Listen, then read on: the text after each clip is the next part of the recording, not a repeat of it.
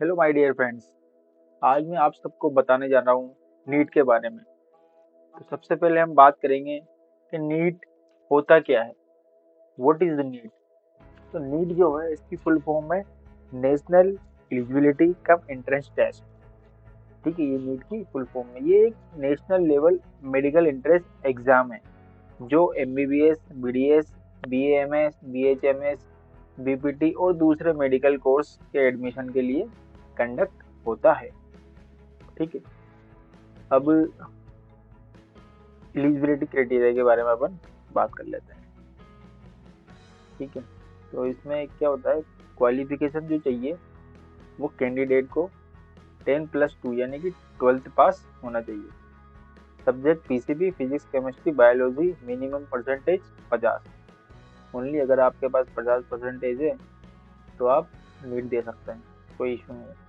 ये है जनरल के लिए। और ओबीसी, एसटी और एससी में आते हैं आप, तो आपको 50 भी नहीं चाहिए, 40 में आपका काम हो जाएगा। ठीक है, ओबीसी, एससी, एसटी के लिए 40% मार्क्स और पीडब्ल्यू कैंडिडेट के लिए 45% मार्क्स रिक्वायर्ड है। एज लिमिट कम से कम आप होने चाहिए 17 साल के। वो 31 दिसंबर तक कंप्लीट होना चाहिए 17 साल। अगर आप 17 साल पूरे हो चुके 31 दिसंबर तक तो आप एग्जाम दे सकते हो।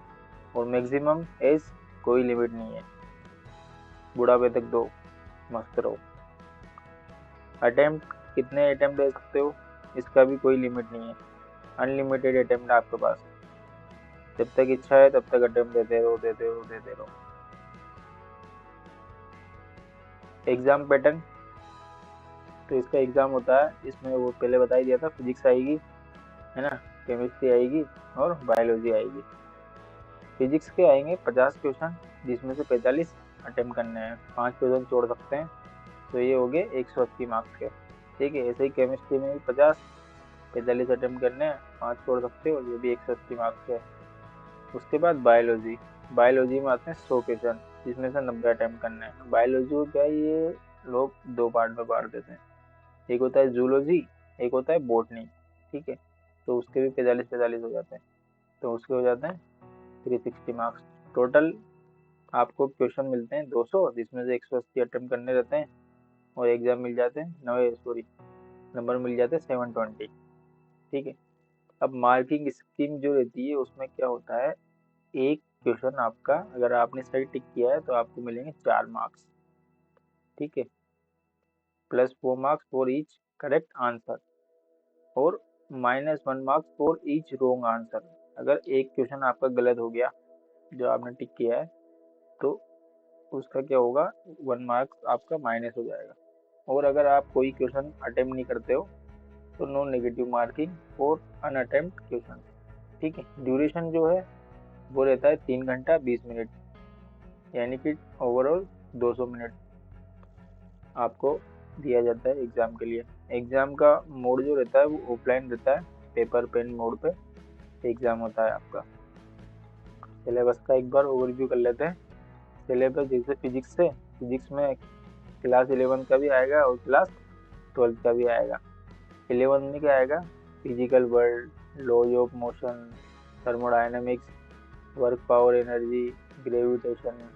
और क्लास 12 में इलेक्ट्रोस्टैटिक्स, करंट इलेक्ट्रिसिटी, ऑप्टिक्स और modern physics.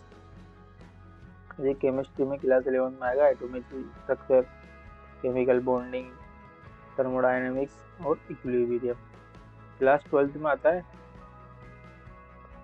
Coordination compound, organic chemistry और बायोमोलिक्यूल।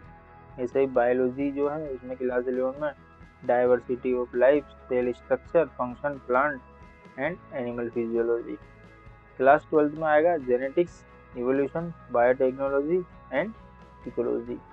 ये है जो मोस्ट इम्पोर्टेंट टॉपिक है सिलेबस के हिसाब से।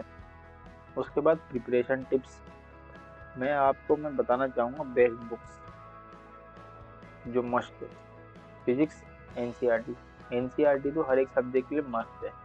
ठीक है, तो फिजिक्स में एनसीईआरटी के साथ साथ एससी वर्मा कर सकते हो और डीसी पांडे, ये दो बुक काफ़ी ज़्यादा पसंद आती है बच्चों को। उसके बाद केमिस्ट्री में एनसीईआरटी तो है, ओपी टंडन की बुक है और मोरिसन एंड बॉयंड ऑर्गेनिक है, ठीक है। और बायोलॉजी में एनसीईआरटी 100% रिक्वायर्ड, मस्ट है भाई बायोलॉजी में। उसके बाद ह्यूमन बायोलॉजी, ये वाली बुक भी अपन पढ़ सकते हैं। स्टडी प्लान एक बार देख लो, तो डेली टाइम टेबल बनाएं और सब्जेक्ट को इक्वल टाइम दें।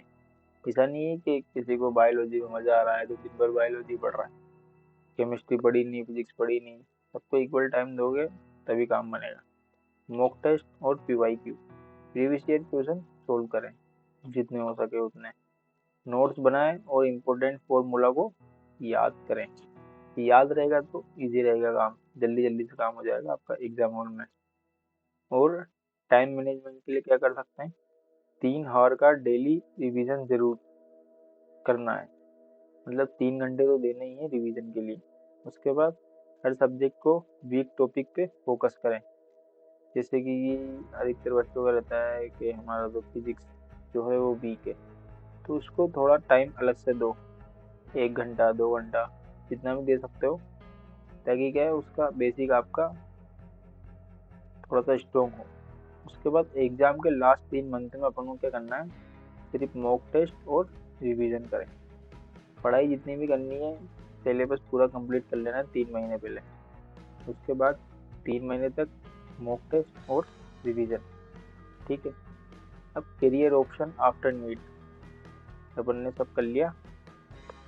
करियर ऑप्शन क्या है, तो करियर ऑप्शन में है एमबीबीएस। एमबीबीएस की फुल फॉर्म होती है bachelor of medicine as bachelor of surgery. इसमें क्या क्या रहता है, इसमें आता है एम्स, लोगों का सपना होता है एम्स दिल्ली जाऊंगा, एम्स बॉम्बे जाऊंगा, ठीक है, तो वो वाला एम्स। और government and private medical colleges में आप एडमिशन ले सकते हो।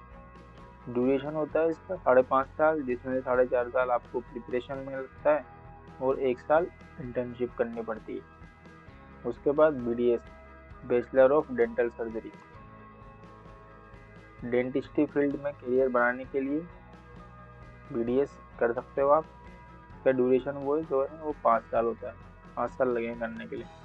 अदर जो है वो देख सकते हो आप, बी एम एस है, B H M S, B U M S, B P T, B V S H, B S C, pharma, paramedical courses, और भी काफ़ी सारे होते हैं। अब important dates and registration process, NEET exam की जो डेट रहती है वो यूजुअली मई मंथ में होता है। इनकी ऑफिशियल वेबसाइट से आप कंफर्म कर सकते हैं। और रजिस्ट्रेशन फीस जो है, अगर आप जनरल में आते हो तो 1700, ओबीसी ईडब्ल्यूएस में 1600 है, एसटी एससी और पीडब्ल्यूडी के लिए 1000 रुपये है, ठीक है। और इसका एडमिट कार्ड और रिजल्ट डेट जो है, वो एडमिट कार्ड एग्जाम से 15-20 दिन पहले रिलीज हो जाता है वेबसाइट पे।